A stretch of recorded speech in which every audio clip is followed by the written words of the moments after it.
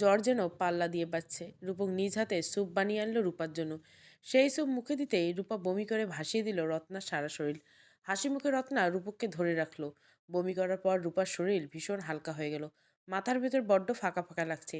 জ্বরের প্রলাপে রূপা বারবার বলতে লাগলো, মা, আমি তোমার অপূর্বা গো। মা, আমাকে চিনতে পারছো না কেন তুমি? মা, আমি কখনো ভুল কাজ করব না মা, আমাকে একটু বিশ্বাস করো তুমি। রূপার সম্পর্কে রত্না পান্না কেউ কিছু জানে না, তাই তারা বুঝতে পারল না রূপার এসব কথার মানে। রাত যখন 11টা বাজে সমুদ্রের ফোনে টেক্সট এলো রূপার ভীষণ জ্বর। সমুদ্র তখন রূপার সাথে স্বপ্নে বিভোর। মনের খুশি খুশি ভাব উড়ে গেল মুহূর্তে। রূপা উঠে টি শার্টটা গায়ে চাপিয়ে বের হতে যেতে রেখার প্রশ্নের মুখোমুখি হলো। রেখা সবেমাত্র বিছানায় পিঠ লাগিয়েছে। এই অবস্থায় শুনলেন সমুদ্র দরজা খুলে বের হচ্ছে। উঠে এসে রেখা ছেলের হাত চেপে ধরলেন। সমুদ্র মায়ের এই ব্যবহারে কিছুটা অবাক হলো। রেখা হলেন উদ্বিগ্ন। সমুদ্র তো কখনো এত রাতে বের হয় না, তাকে না জানি, অথচ এখন কি হলো তার? কিছুটা কর্তৃত্বপরায়ণ হয়ে জিজ্ঞাসা করলো, এত রাতে কোথায় বেরোচ্ছ তুমি আমাকে না জানি? সমুদ্র অবাক হলো। অবাক হয়ে বলল, আমার একটু কাজ আছে মা, আমাকে যেতে হবে, হয়তো ফিরতে বা রাতে, তুমি শুয়ে পড়ো। রেখার গলা চলল। বিরক্তি প্রকাশ করে বলল, তোমার সমস্যা কি সমুদ্র? দিন দিন তুমি দেখছি বাউন্ডুলে হয়ে যাচ্ছ। এত রাতে কোনো ভদ্রঘরে ছেলে বাসার বাইরে হয় না সমুদ্র। আর বাইরে রাত কাটানোর কথা তুমি ভাবলে কি করে আমার অনুমতি না নিয়ে? সমুদ্র হতভম্ব সুরে বলল, মা, আমি যথেষ্ট বড় হয়েছি, আমার একটা প্রাইভেসি আছে। অভিভাবক হিসেবে তোমার দেখা উচিত আমি ভুল কিছু করছি কিনা। আমি তোমাকে হলপ করে বলতে পারি আমি ভুল কিছু করছি না, আমাকে যেতেই হবে। রেখাও রেগে বলল, কি কাজে বের হবে আমাকে বলো তুমি আগে, তারপর আমি ভেবে দেখবো তোমাকে অনুমতি দেওয়া যায় কিনা। যথাযথ সময় আমি সবার সামনে তোমাকে জানাবো মা, এখন আপাতত বলতে পারবো না, আমাকে যেতেই হবে মা। না, তুমি কিছুতেই যাবে না, ভেতরে এসো। সমুদ্র আর একটু পিছিয়ে গিয়ে বলল, আই এম সরি মা, তবে আজ আমি তোমার কথা রাখতে পারবো না, আমার যাওয়াটা ভীষণ জরুরি। আমার দম বন্ধ হয়ে যাবে যদি না যেতে পারি এই মুহূর্তে। রেখা অবাক হয়ে তাকিয়ে রইল। সমুদ্র কিছুদূর গিয়ে ফিরে তাকিয়ে বলল, ঘুমিয়ে যাও মা, আজ আমার রাতে আর ফেরা হবে না। সমুদ্র চলে যেতে রেখা মাথায় হাত দিয়ে বসে পড়ল। এই তার ছেলে সমুদ্র? তার সমুদ্র, যে ছেলে মায়ের অনুমতি ছাড়া কিছু কাজ করে না, কিসের জন্য সে এরকম করে আজ মাকে উপেক্ষা করে চলে গেল? সত্যি কি তবে তিনি যা ভাবছেন তাই? ছেলে কি চাচার পথের পথিক হবে? নিজের হাতের মুঠোয় যার লাগাম ছিল, এবার কি লাগাম ছিঁড়ে সে বেরিয়ে হয়ে যাবে? রেখায় কিছুতেই হতে দিবে না। সমুদ্র তাই করবে যা তার মা চাইবে, এর বাইরে সমুদ্রের কোনো চাওয়া পাওয়া থাকতে পারে না, কিছুতেই না। রেখা কিছুটা সহ্য করতে পারবে না। সমুদ্র রূপার বারান্দার সামনে দাঁড়িয়ে বারবার টহল দিচ্ছে। আস্তে আস্তে রাত যা নির্জন হয়ে গেল। সমুদ্র সেই নাম্বারে টেক্সট দিয়ে জিজ্ঞেস হলো, কী অবস্থা রূপার এখন? কোনো কিছু দরকার হলে আমাকে সাথে সাথে জানাবেন প্লিজ। আমি আপনার বাসার নিচে আসি, ওষুধ মেডিসিন যাই লাগুক আমাকে জানাবেন। রূপক একটু লেবু সিদ্ধ করে খাওয়ান, মালটা খাওয়ানোর দরকার ওকে, আমি এনে দিব। ওপাশ থেকে টেক্সট এলো, না দরকার নেই, আপনি চলে যান বাসায়, ওর বন্ধুরা ওর দেখাশোনা করছে। সমুদ্র টেক্সট দিল, আমার প্রাণ এখানে রেখে আমি বাসায় গিয়ে নিশ্চিন্তে থাকতে পারবো না, আমি এখানেই থাকবো। ল্যাম্পপোস্টের নিচে একা দাঁড়িয়ে রইল সমুদ্র। বুকের ভিতর ভীষণ চাপ অনুভব হচ্ছে। রূপা সেরে যাবে তো? একটা বার যদি রূপাকে দেখতে পেত, এর উত্তপ্ত কপালে একটা বার যদি নিজের হাত রাখাতে পারত। আকাশের দিকে তাকিয়ে সমুদ্র বলল, আল্লাহ, আজ রূপা অসুস্থ, অথচ আমাদের মাঝে কত দূরত্ব। আমার রূপাকে আমার করে দাও, যাতে এরপর ওর অসুস্থতার জন্য কেউ নয়, বরং আমি নিজে ওর সেবা করতে পারি। আজ আমরা যত দূরে, তখন যেন ঠিক ততটাই কাছাকাছি যেতে পারি।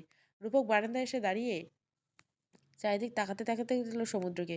বারবার মশা মারছে আর রূপার বারান্দার দিকে তাকাচ্ছে। রূপকর ভীষণ হাসি পেল। রেখা আন্টি আজ কিভাবে ছেলেকে ছেড়ে দিল এভাবে? আজ তো রূপক ওর সাথে কথা বলে না। তবে এবার কার ঘাড়ে বন্দুক রেখে বলবেন যে অমুকের জন্য আমার ছেলেটা নষ্ট হয়ে যাচ্ছে? রূপার জ্বর ছাড়লো সকাল 10টার দিকে। রূপক বারান্দায় গিয়ে দেখলো তখনও সমুদ্র দাঁড়িয়েছে একই জায়গায় একইভাবে। আজকে আর রূপার কলেজে যাওয়া হবে না। রত্না পান্নাও গেল না। পান্না নিজে গেল আজ নাস্তা বানাতে। রূপা ঝাল ঝাল করে নুডলস করলো। রূপা তার কিছুই মুখে দিতে পারল না।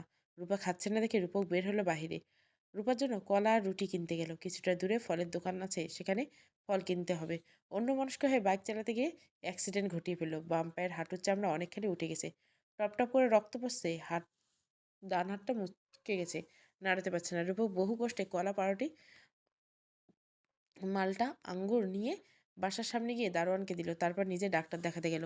কলা আর 1 পিস রুটি খেয়ে রূপা ওষুধ খেয়ে নিল। রূপক বাসায় ফিরল প্রায় 2 ঘন্টা পরে। রত্না আঁতকে উঠল এই অবস্থা দেখে। হাতে প্লাস্টার, পায়ে ব্যান্ডেজ, কপালে ব্যান্ডেজ। রূপক রত্নাকে চুপ থাকতে বলে রুমে গেল। একটু শরীর ভালো লাগতে রূপা বারান্দায় গিয়ে দেখলো বাইরে তাকিয়ে দেখে সমুদ্র বাইরে দাঁড়িয়ে তাকিয়ে আছে তার বারান্দার দিকে। রূপা রুমে চলে এলো।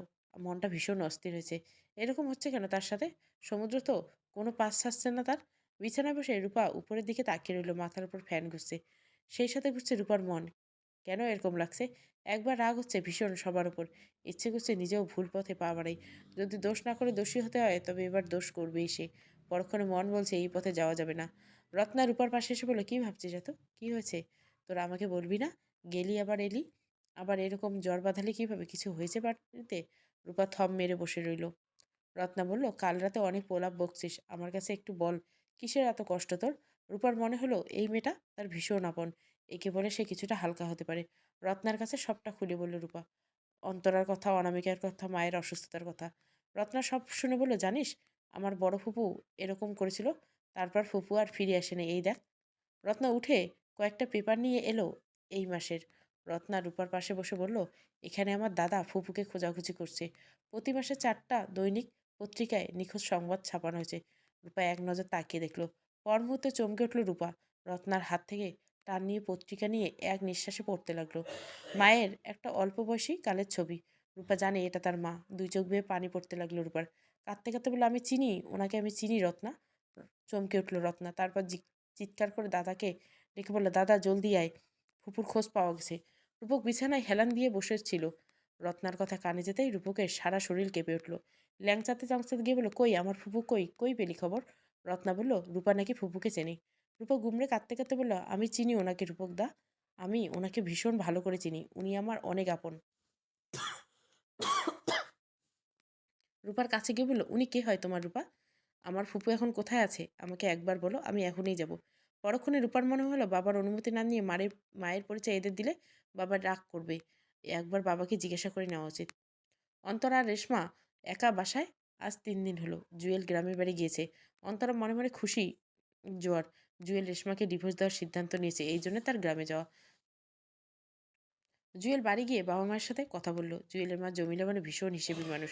ছেলের কথা শুনে তিনি আর্তনাদ করে উঠলেন, শেষে কিনা জায়গা জমি বেছে বউ বিদায় করতে হবে। জুয়েলের বাবা কিছু বলার আগে তিনি বললেন, অসম্ভব এইটা, আমি কিছুতেই এরকম কিছু হইতে দেব না। মগের মুল্লুক নিয়ে এই জায়গা জমি করতে শরীর রক্ত পানি করছে, আমি কিছুতেই এসব করতে দেব না। তাছাড়া ভুল মানুষে করে, শয়তান আছেই তো মানুষরা দিয়ে ভুল করানোর জন্য। যা হইবার হয়েছে, ওরে তো ঘরে তুলোস, তাহলে এখন আবার এত নাটক কিসের? তাছাড়া তোর পোলার কথাও তো ভাবতে হবে। পোলার মুখের দিকে তাকায় হইল, এখন এমন কিছু করিস না যাতে পোলার কাছে তুই অপরাধী হয়ে যাস। এই বয়সে সারা জীবন থাকবে না। তারপর আমাকে মতো বয়স আইলে পোলাপানের কাছে যাওয়া লাগবো। তখন যদি তোর পোলা মুখ ফিরায় নেয়, নতুন যারা বিয়ে করছিস তার তো সন্তানাদির কোনো খবর নেই। আল্লাহ নারাজ হয়ে যদি তোর আর কোনো সন্তান না দেয়, তখন বুড়াকালে তুই কি হইব জুয়েল? তোরা ভাইগো সবার ৩-৪টা পোলাপান, তোর তো ওই একজনই। তারে যদি তুই এখন খেদাই দেস, আল্লাহ তোরে মাফ করবে না। জুয়েলের মাথা ঘুরতে লাগলো এসব শুনে। মা যা বলছে তার শুনতে খারাপ লাগলো সত্যি। অন্তরাকে তো রানার জন্যই আনা হয়েছে মূলত। সেখানে যদি রানাকেই ত্যাগ করতে হয় তবে জুয়েল কিভাবে থাকবে? অন্তরার মোহে পড়ে কিভাবে ছেলেকে ভুলে গেল সে? চোখের সামনে রানার সহসর মুখখানা ভেসে ওঠে। জুয়েলের সিদ্ধান্ত বদলে গেল সেই মতে। না, কিছুতেই সে রেশমাকে ডিভোর্স দিবে না। দুজনকে রাখবে সে। কত মানুষের তো দুই বউ একসাথে থাকে, তার থাকলে কি অসুবিধা? জুয়েল সিদ্ধান্ত নিল একটু কঠোর হবে দুজনের সাথে, তাহলে দুজনে মিলেমিশে থাকবে। রূপক দুই চোখে জিজ্ঞাসা করলো। রূপা থম মেরে বসে আছে। কিছুতেই হিসাব মেলাতে পারছে না। একটা জীবন যেই নানা বাড়ি মামার বাড়ি গল্প শুনেছে, তা তাদেরও আছে, এটা স্বপ্ন নয়। মাথা ঝিমঝিম করছে। রূপক উৎকণ্ঠিত হয়ে বলল, বলো রূপা, আমার ফুপুর ঠিকানা আমাকে বলো প্লিজ। আমার আর ধৈর্যের পরীক্ষা নিও না। রূপা কিছুটা ভেবে বলল, আমি আগে তাদের অনুমতি নিতে হবে। তারা আপনার কাছে তাদের পরিচয় ঠিকানা দিতে অনুমতি দিলে তারপর আমি আপনাকে বলবো। তার আগে আমি কিছুতেই বলতে পারবো না। রূপক অবাক হয়ে তাকিয়ে রইল। এই মেয়ে এত কঠোর! রূপকের এই ব্যাকুলতা, এই অনুরোধ কিছুতেই তাকে কাবু করতে পারছে না। সে এখনো তার কথায় অস্থির। রূপা ফোন নিয়ে বারান্দায় উঠে দাঁড়ালো। বাবাকে কল দিল। সিরাজ ভাই তার দোকানে বসে ঝিমাচ্ছেন। বিক্রির ঝাড়টা নেই তেমন একটা, তাই ঝিমানো ছাড়া উপায় নেই। রূপার ফোন হাসতেই তাড়াতাড়ি রিসিভ করলেন। সালাম দিয়ে রূপা বলল, আব্বা, আমি একটু অসুস্থ হয়ে পড়েছিলাম, তাই আপনার কল রিসিভ করতে পারিনি। এখন ঠিক আছে। সিরাজ তার চিন্তা হলো মেয়ের অসুস্থতার কথা শুনে। জিজ্ঞাসা করলেন, ওষুধ খাচ্ছিস তো মা? রূপা হেসে বলল, হ্যাঁ আব্বা, খাইছি। আব্বা, একটা কথা বলতাম। কি কথা? আমি মায়ের বাবার বাড়ির সন্ধান পেয়েছি বাবা। মায়ের বাবার বাড়ির দিক থেকে মাকে অনেক খোঁজার চেষ্টা করেছে তারা, এখনও করছে। আমি কি জানাবো মায়ের কথা? সিরাজ চুপ থেকে বললেন, না, বলবি না মা। আমি তাদের সুস্থ মেয়েকে এনেছি। তোর মা কে ওরা এখন দেখলে আমি সবার কাছে ছোট হয়ে যাব। ওরা সবাই জানবে আমি তোর মায়ের যোগ্য না। আমি আসলেও তো তোর মায়ের যোগ্য না রে মা। আমাকে আর ছোট করিস না ওদের কাছে। রূপা কিছুক্ষণ চুপ থেকে বলল, ঠিক আছে আব্বা। ভেতরে আসার সাথে সাথে রূপক বলল, কি বলল রূপা? এবার তো বলো ঠিকানা। রূপা মাথা নিচু করে বলল, আমি পারবো না রূপকদা, আমি কিছুতেই তাদের খোঁজ দিতে পারবো না। আমাকে ক্ষমা করেন। রূপক হতাশ হলো। আশার প্রদীপ জ্বলে এভাবে নিভে যাবে রূপক তা ভাবেনি। রূপক যেভাবে হোক ফুপুর সন্ধান চায়, সেই দায়িত্ব তাকে দাদামশাই দিয়ে গেছেন। তা সঠিকভাবে পালন করবে। রূপক কিছু বলার আগে রূপা চলে গেল নিজেদের রুমে। রূপা এখনো ভেবে পাচ্ছে না এরকম কাকতালীয় ঘটনাও ঘটে। কখনো কি ভেবেছে রূপা কোনোদিন এভাবে তাদের সন্ধান পাবে? রূপা চলে আসতে রূপক উঠে দাঁড়ালো। মাথায় চোখ উম রোগ চেপেছে তার। রূপা জানে তার ফুপুর খবর। রূপা কথাটা শুনে যতটা বুঝেছে অবশ্যই রূপার বাড়ির সাথে সম্পর্কিত কিছু। কিছুক্ষণ চুপ থেকে ভেবে রূপক পান্নাকে ডেকে পাঠালো। তারপর বলল, রূপার রুমে গিয়ে এক সুযোগ দেখে নিতে রূপা কাকে কল করেছিল কিছুক্ষণ আগে, সেই নাম্বারটা টুকে নিয়ে আসতে। দাদার কথা মতো পান্না রূপার রুমে গেল। রূপা ততক্ষণে গোসল ছেড়ে চুল শুকাচ্ছিল। এদিক ওদিক তাকিয়ে পান্না রূপার ফোন খুঁজলো। রূপা পান্নাকে দেখে মুচকে এসে বলল, তুই রুমে বস, আমি একটু চুল শুকিয়ে নিই। পান্না বলল, একটু তোর ফোনটা দে তো রূপা, আপাকে একটা কল দিব। আপা একটু বাইরে গেছে। ফোন দিতে গিয়ে রূপার সন্দেহ হলো। রূপকদা বাসায় থাকতে রত্না বাইরে বের হবে? এটা তো অসম্ভব। তাছাড়া যদি বের হয়, রূপকদা থাকতে পান্না রূপার ফোন থেকে কল দিতে এলো কেন? তাহলে কি সন্দেহ ঘনীভূত হলো রূপার। ডায়ালের আজকের সকল নাম্বার ডিলিট করে দিল। তারপর ফোনটা দিল পান্নাকে। রূপা বারান্দায় যেতে পান্না কল লিস্ট চেক করতে গেল। ডায়াল ঢুকে পুরোপুরি হতাশ হলো পান্না। আজকে কারো কাছে কল দেয়নি রূপা। আজকের লিস্টে কারো নাম নেই, নাম্বার নেই। তাহলে কি রূপা নাম্বার ডিলিট করে দিছে? মন খারাপ হয়ে গেল পান্নার। দাদা এখন কি বলবে তাকে? একটা কাজ সে করতে পারলো না দাদার জন্য, কার নাম্বার নিবে এখন? অগত্যা রূপার ফোনটা নিয়ে দাদার কাছে চলে গেল। রূপা কল লিস্ট ঘেঁটে দেখলো আজকে সব নাম্বার ডিলিট করা। আশাহত হয়ে বসে রইল।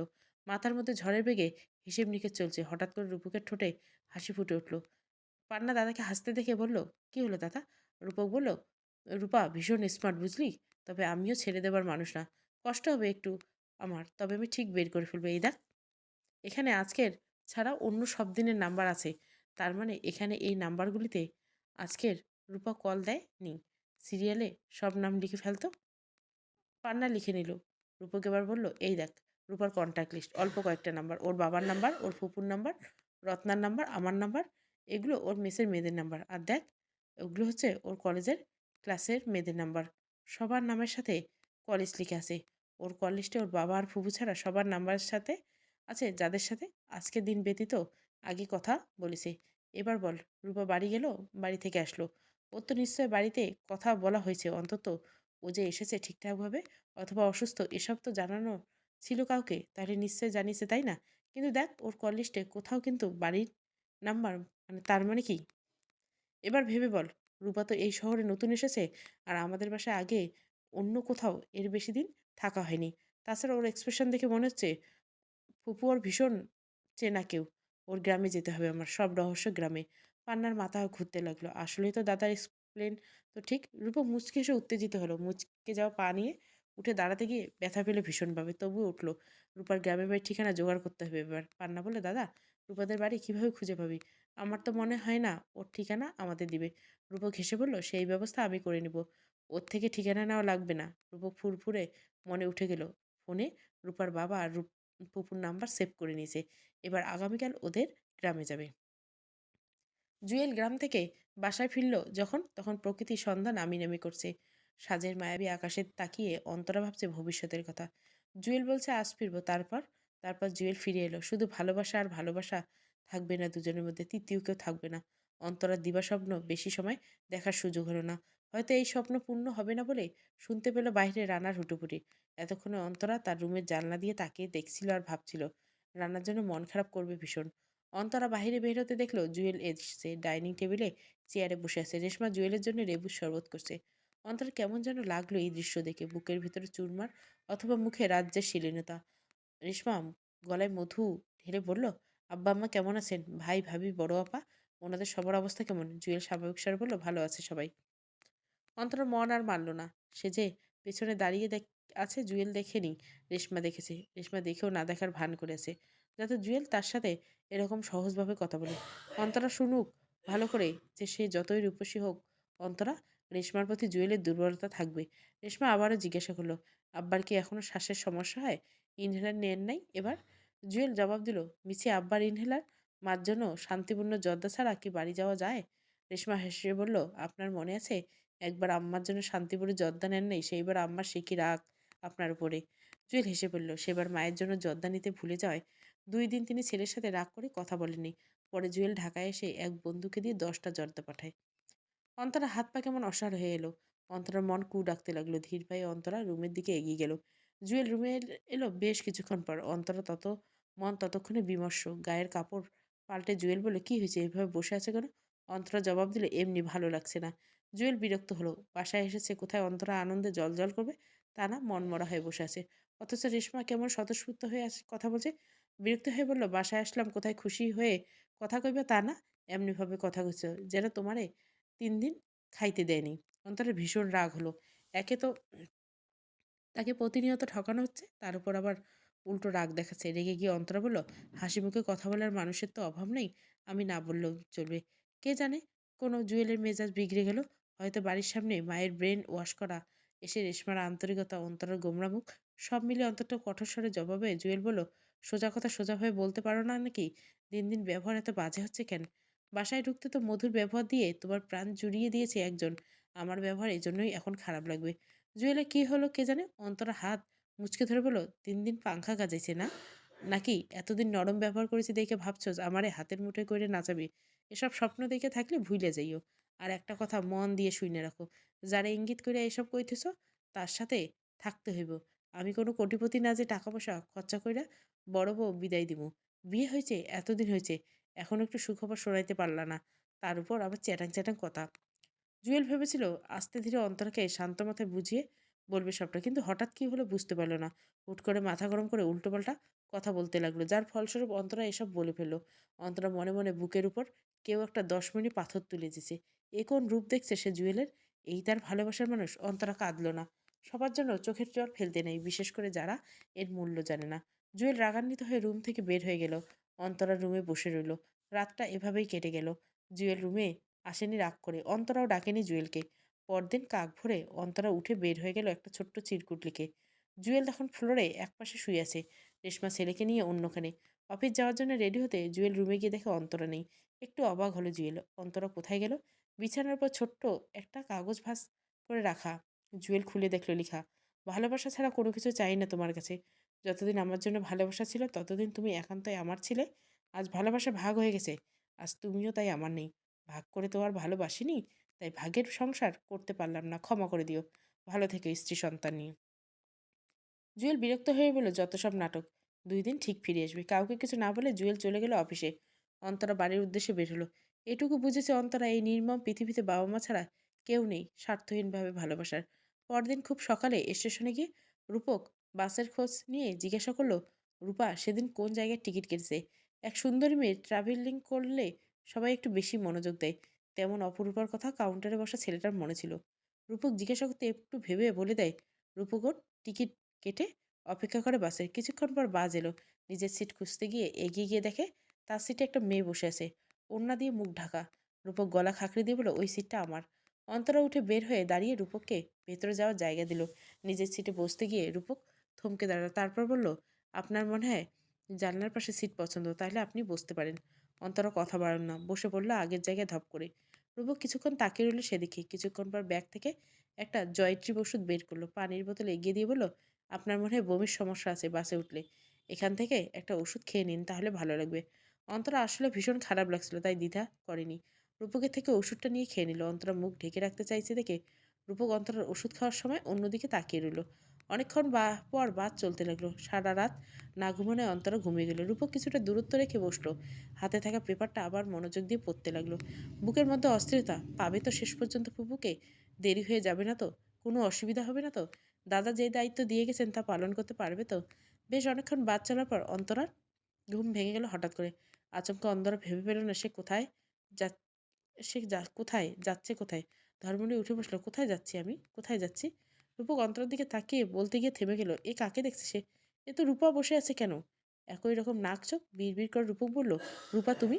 অন্তরা চমকে উঠে বলল, রূপা? অপূর্বা? আমার ছোট বোন? আপনি চেনেন কিভাবে?